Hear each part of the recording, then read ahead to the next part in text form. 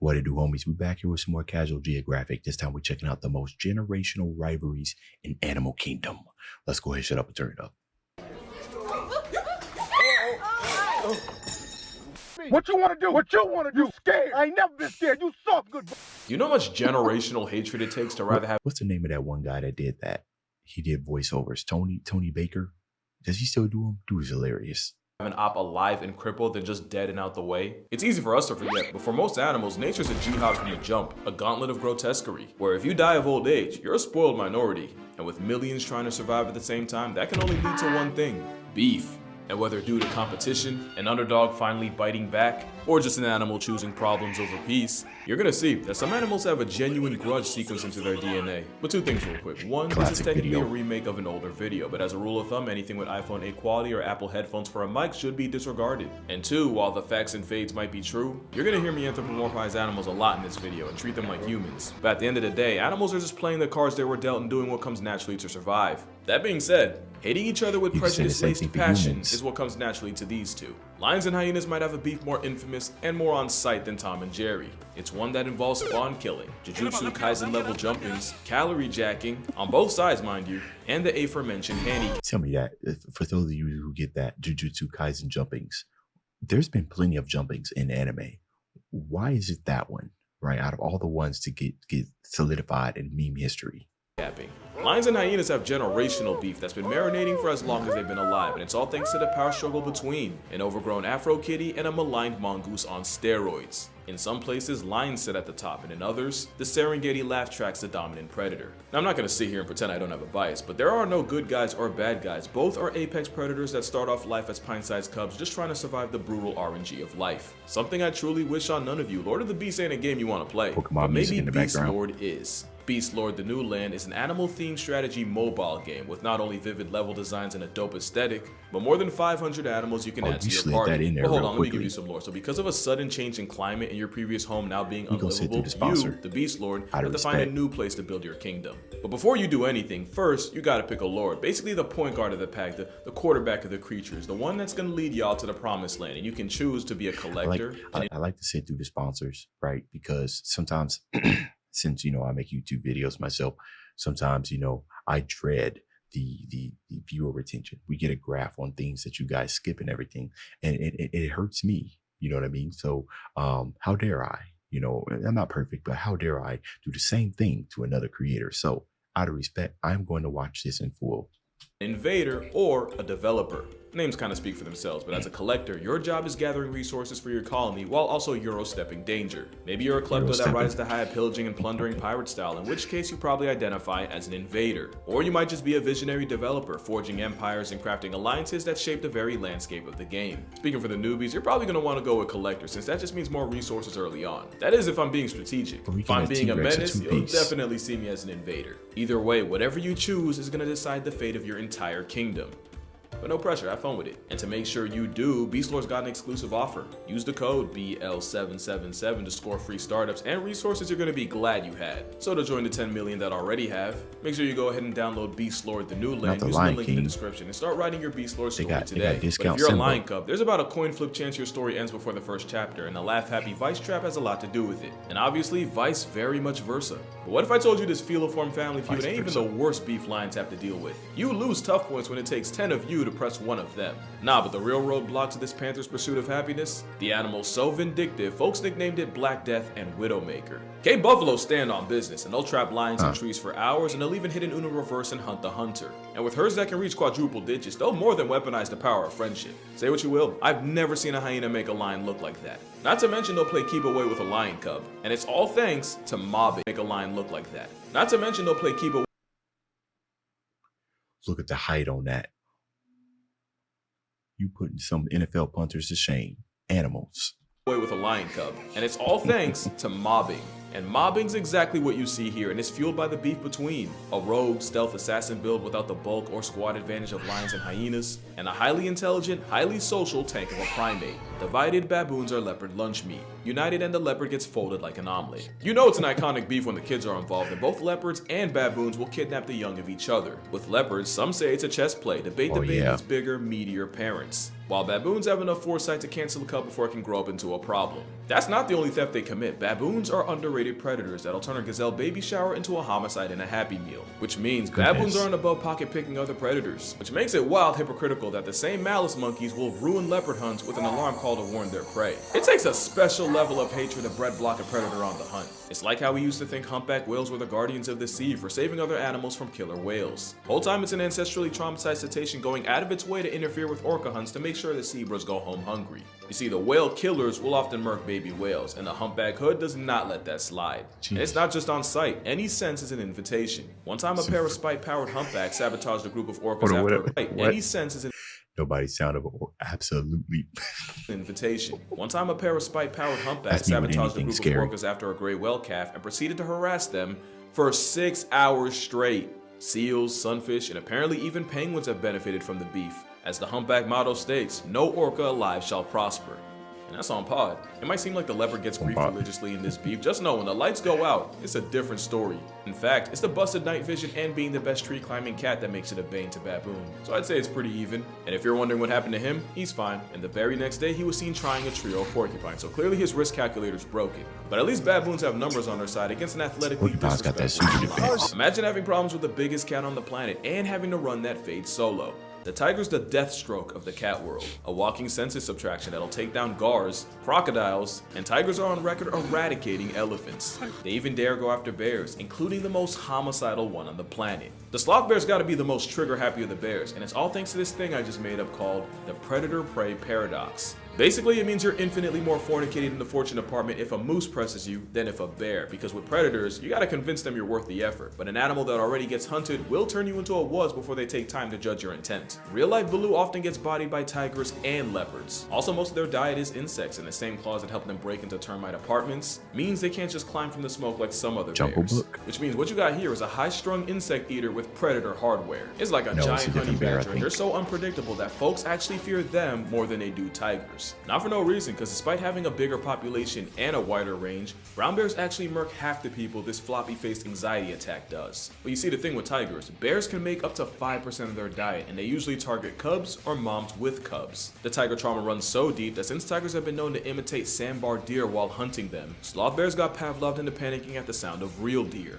So what you got here is a beef between a predator and prey that opts for fight over flight. Sloth bears will square up to a tiger head on, and the sheer balls of facing them can intimidate inexperienced tigers that don't know any better. The ones that do prefer to catch them slipping at the termite mound, ambushing the sloth bear and going for its neck. Because once a slothy has to grapple with a giant house cat, I'm sorry, bro. Did the tiger just slap the bear's butt to say, "Hey, I'm here"? I guess you ain't really have any type of target to eat, but didn't that just look like it? Like they was playing like a little tag or something? Is that your lunch or is that your buddy? What are we doing here? Playing butt tag? Look at this. Mound, ambushing the sloth bear and Ooh, hi, I'm here. Hey, come chase me. Nature's funny sometimes. Going for its neck, because once a slothy has to grapple with a giant house cat, it's up for him. But even then, the equalizer of Asia better come correct, and sloth bears instinctively go for the face, and even in a losing effort, the bear can cripple the tiger, especially when it's a mother ready to die about her baby. And I was not kidding, put the aggressive Volca in a higher weight class and lions would have the same problems. And like any great beef, both sides have a healthy level of respect and fear, where sloth bears usually avoid tigers, and tigers are generally wary of bears. Meanwhile, the next beef has one animal literally praying they don't run into each other. 2020 had a lot of headlines, so many that you probably forgot the murder hornet subplot. These were Asian giant hornets, and they are pretty much Black Air Force energy in the form of a bug. Their sting is sharp enough to poke through gear beekeepers normally wear, and their finishing move literally involves decapitating their prey with their mandibles. In Japan, these homicide hornets knock off 30 to 50 people a year, and it's not just people getting put on shirts. They also severely bully bees, and unlike bees, they can sting multiple times, can deliver 10 times the venom, are 5 times bigger, and are built like a tiny armored fighter jet. That's how murder hornets can obliterate entire beehives. So when the Asian hornets started popping up in the US, people were understandably shook. And it was believed only one bug could stand up to the aerial assaults. The praying mantis is straight up oppressive. An ambush hunter that has lizards, frogs, fish, and even small birds on its body. Okay, I think I know where he's going. I think he might show the video of the praying mantis getting his head eaten. It was, maybe he'll show it. Let's see. They have wings, but they rarely fly, because in a world of fight or flight, they've been made their choice. And in 2020, a video would go viral of a mantis murking a hornet, going for brain like a sapio. In the wild, it's a different story, and it's often hornets that get caught packing up praying mantises. They're arguably the only insect that can give 10% of the Furious 5 problems. But as you can see, a mantis won't miss a chance to settle the score, but who has the upper hand in this rivalry? Unfortunately, it might not be who you want. According to scientists, it's usually the mantis taking the L, so much that mantises are actually a well-documented source of food for the hornets. Dang. And while the God-fearing kung fu roaches get their licks in when they can, pretty much everything has to go right for them to come out on top. But also, you peep out a Terminator termite ripped off its legs before eating it alive. Don't try and tell me this ain't personal. The sad truth is, this hornet was actually anesthetized before it got manhandled. They literally had to nerf the hornet to gift wrap a W for the mantis. The mantis might not be the answer against a Bundy bug, but damn it if they don't give them a fight. Hell, so do bees. The honeybees have been known to swarm an offending hornet and vibrate so hard, they literally cook the wasp alive. And while both bees and mantises get their moments, this is the first beef to have human intervention. But it's not like the next beef, which was 100% caused by humans. The heaviest snake on the planet is the green anaconda, and the second heaviest is currently slithering all over Florida. The Burmese python can measure nearly 20 feet long, weigh up to and over 200 pounds, and kills anything from dogs to deer to birds to bobcats. Normally you'd have to go to Southeast Asia to see them, but thanks to Florida's fetish for f***ery, along with illegal pet releases, the same predator that puts the noose in nuisance is now a legitimate part of the population. They were first seen in the Everglades in 1979. Today, they're hundreds of thousands strong. There's even a theory that in 1979? Wow. I kind of thought they were discovered way before that. I mean, I know that was, I'm not going to say forever ago, but some time ago. But geez, wow. 1992, Florida folded to Hurricane Andrew, which leveled a python breeding facility and allowed them all to escape. Today it's believed that for every one python that gets sighted, there's hundreds if not up to 1,000 that don't. And with 30,000 sightings from 2008 to 2010, safe to say Florida's officially finding out. The problem is, back in Burma, they have tigers and leopards to keep them in check, but here, there's only one animal that can hope to stop them. Alligators are a prehistoric assault weapon, and on the rare, they've been known to murk cougars and black bears. And as predators without prejudice, they'll also feed on smaller snakes like the python. I didn't know that. The problem is, once pythons get big enough, they'll eventually spin the block and cook gators. So now what you got is a sledgehammer with teeth and a leather straitjacket in an arms race constantly trying to eat each other, and I'm still not doing the beef justice. When the Bane of Burma swallows an alligator, its body goes into overdrive. Its heart rate increases, organs like its heart, kidneys, and liver all get bigger, and its metabolism hits another gear. Not only can a python digest a whole alligator in only a week, if Dr. Steven Secor of the University of Alabama is right, it actually takes less energy for them to down a gator than other options like rats or pigeons. I bet you think that's metal. Wait till you hear what he pulls. Cause pythons will actually read their victim's heart rate while squeezing them to death, so they know when to stop. Problem is, alligators can slow their heart rate all the way down to 2 to 3 beats a minute. Wow. This means the snake can end up calling it too soon and prematurely start swallowing the gator alive, only for it to struggle hard enough to bust through the snake like a messed up jack-in-the-box. Well, they both died, but nothing says beef more than if I'm going down, best believe death taking this. Okay, I am having a hard time processing what I'm looking at here. This, okay, so this is the snake. Is this the snake right here? Here, let me. Okay, this right here. This is the snake's body twisted this way, and this is the alligator busting from the snake. What? Okay. 2 for 1. That's how ugly competition can get. And this is the other side. Foxes and owls have no love lost, and it's for the classic reason of them pretty much having the same grocery list. Also, foxes will swipe owl chicks, and some owls like the eagle owl will murk them right back. Yes. But it's the snowy owl and the Arctic fox that run into each other the most, especially with the white Air Force building nests on the ground and foxes being willing to steal from anyone. Most of the time though, it's a lot of this, a lot of posturing and a whole lot of hold me back. Whether it's an owl-fox feud or a reptile dysfunction, most animal rivalries just start with them trying to put food on their plate. But what about a beef between animals working together? Octopus will straight up deck fish in the face, and according to science, it's a case of workplace assault. Octopus and fish like groupers often team up to hunt, since the octopus can chase prey through coral crevices, and if the prey tries to do the race in open water, they get got by the grouper. You see 2 problems. 1, in a partnership, someone's bound to get shorted, and 2, octopus are smart enough to hold grudges and just do stuff out of spite. An octopus named Truman decides decided he wasn't rocking with one of the researchers, so every time he'd see her, he'd give her the old siphon saltwater shower. Eventually, she would go off to college and then come back months later to visit, and at that point, Truman hadn't been on disrespectful timing in a minute. Yeah, that streak ended the moment he saw her, as he super soaked her on sight. So octopus that feel like they're getting cheated in a partnership are much more likely to get punchy. Sometimes they'll lash out just to keep the fish in line. And sometimes if an octopus got backdoored in the past, they'll just project it all over a new fish that didn't even do anything. And since octopus can hunt with several fish at a time, they'll even get petty and ban the offender from the entire hunting party for the aquatic crime of embezzlement. That's why one of the worst things to beef with is intelligence. Just ask coyotes, since ravens and coyotes often end up scavenging for the same scraps, especially when they belong to wolves. But of course, the generational instigator, the raven, will straight up snitch on coyotes trying to pinch off the wolf pack. And while Wiley's running for his life, what does the raven do but fly directly— I didn't even know that was in their natural habitat. The generational instigator. How many movies and fantasy stuff they use ravens to send messages and stuff like that? Not necessarily spies, but like fantasy, they serve as spies or something like that. Dang, they really are real life instigators. That's crazy. Coyotes trying to pinch off the wolf pack. And while Wiley's running for his life, what does the raven do but fly directly over him like a helicopter during a police chase? Imagine getting violated by a wolf pack, all because a goth tweety put a hit out. Last thing you want to do is make enemies with an animal smart enough to do something about it. Something a city in South Africa is learning the hard way, because Cape Town's currently being overrun by baboons.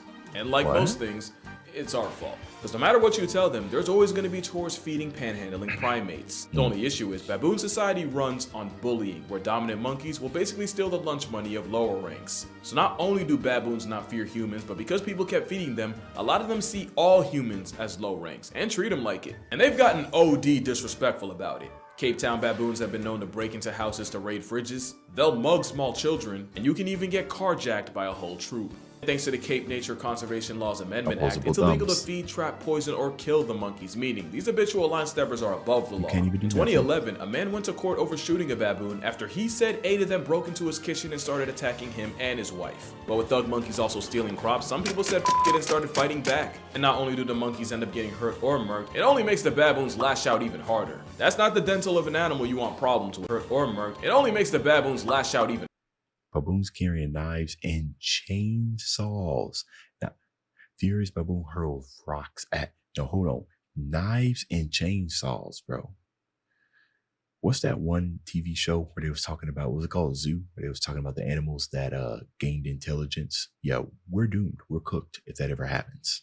Even harder. That's not the dental of an animal you want problems with. But at the end of the day, the baboons are just doing what comes naturally, and they wouldn't even have to be on timing if we didn't go and build a city on their front lawn. Plus, a baboon can go through your trash can and find more nutrition in 30 seconds than it would in 6 hours of foraging, so we can't be mad at them for working smarter. All we can do is what every other animal in this video already does, and just find a way to deal with it, even if it means a baboon takes your hood pass. But that's gonna do it for this video. Make sure you drink water, hug your mother. Father too. Yo, for real, stop trying these monkeys, man. I promise you won't like how that story ends. And I'm gonna see y'all in the next one.